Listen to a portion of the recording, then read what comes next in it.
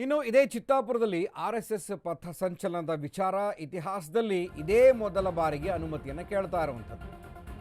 ಬೆಂಗಳೂರಿನಲ್ಲಿ ಸಚಿವ ಪ್ರಿಯಾಂಕ್ ಖರ್ಗೆ ಪ್ರತಿಕ್ರಿಯೆಯನ್ನು ಕೊಟ್ಟಿದ್ದಾರೆ.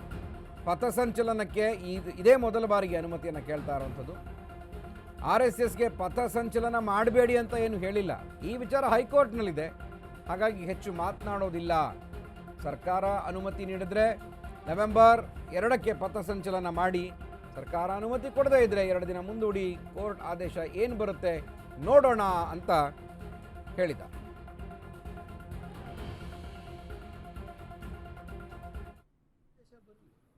ನಾವೇನು ನೋಡಿ ಅದ್ರ ಬಗ್ಗೆ ಮ್ಯಾಟರ್ ಏನು ಅದು ಕೋರ್ಟ್ನಲ್ಲಿ ಇರೋದ್ರಿಂದ ನಾನು ಹೆಚ್ಚೇನು ಮಾತಾಡ್ಲಿಕ್ಕೆ ಹೋಗೋದಿಲ್ಲ.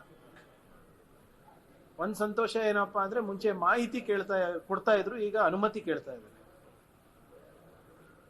ಫಸ್ಟ್ ಅನುಮತಿಯನ್ನ ಕೇಳಿದಾರಲ್ಲ ಮೊದಲನೇ ಬಾರಿಗೆ ಇತಿಹಾಸದಲ್ಲಿ.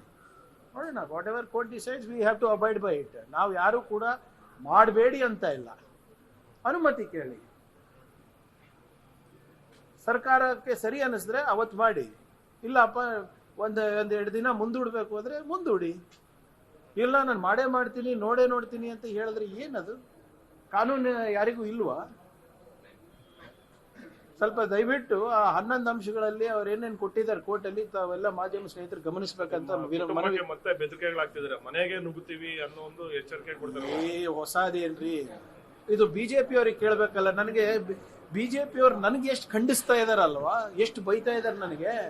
ಅವ್ನು ಯಾವನ್ ಬೆದರಿಕೆ ಹಾಕಿದ್ದು ಅವನ ಬಗ್ಗೆ ಮಾತಾಡಿಲ್ಲ, ಅವ್ರ ಅಭ್ಯರ್ಥಿ ನನಗೆ ಬೆದರಿಕೆ ಹಾಕಿದ್ದು ಅದ್ರ ಬಗ್ಗೆ ಮಾತಾಡಿಲ್ಲ. ಅಂದ್ರೆ ಅವ್ರ ಸಹಮತ ಇದೆ ಅಂತ ಅಲ್ವಾ? ಅಂದ್ರೆ ಅವರೇ ತಾನೇ ಕುಮ್ಮಕ್ ನೀಡ್ತಾ ಇರೋದು ಇದಕ್ಕೆಲ್ಲ. ಯಾರಾದ್ರೂ ಒಬ್ರು ಬಿಜೆಪಿ ನಾಯಕರು ಇಲ್ಲಪ್ಪ ಅವ್ನ ಅವಾಚಕ ಶಬ್ದದಲ್ಲಿ ಬೈದಿದ್ದಾನೆ, ಅವ್ರ ಕುಟುಂಬಕ್ಕೆ ನಿಂದನೆ ಮಾಡಿದ್ದಾನೆ, ಒಬ್ಬ ಜನಪ್ರತಿನಿಧಿ ನಿಂದನೆ ಮಾಡಿದ್ದಾರೆ ಅಂದ್ಬಿಟ್ಟು ಒಬ್ರನ್ನ ಹೇಳಿದ್ರ ಸರ್? ಒಬ್ಬ ಬಿಜೆಪಿ ನಾಯಕನ ಹೇಳ್ದ ಇದು ನಮ್ಮ ಸಂಸ್ಕೃತಿ ಅಲ್ಲ, ಪಬ್ಲಿಸಿಟಿ ಸ್ಟಂಟ್ ಮಾಡ್ತಾ ಇದ್ದಾನೆ ಪ್ರಿಯಾಂಕ್ ಖರ್ಗೆ ಅಂದವರಿಗೆ ನಾವು ಸಾಕ್ಷಿ ಕೊಟ್ಟಾಗ ಅದು ಅಟ್ಲೀಸ್ಟ್ ಖಂಡಿಸಿದ್ರ? ಒಬ್ರನ್ನ ಖಂಡಿಸಿದ್ರ? ಬರ್ಲಿ, ಆದೇಶ ಬರ್ಲಿ.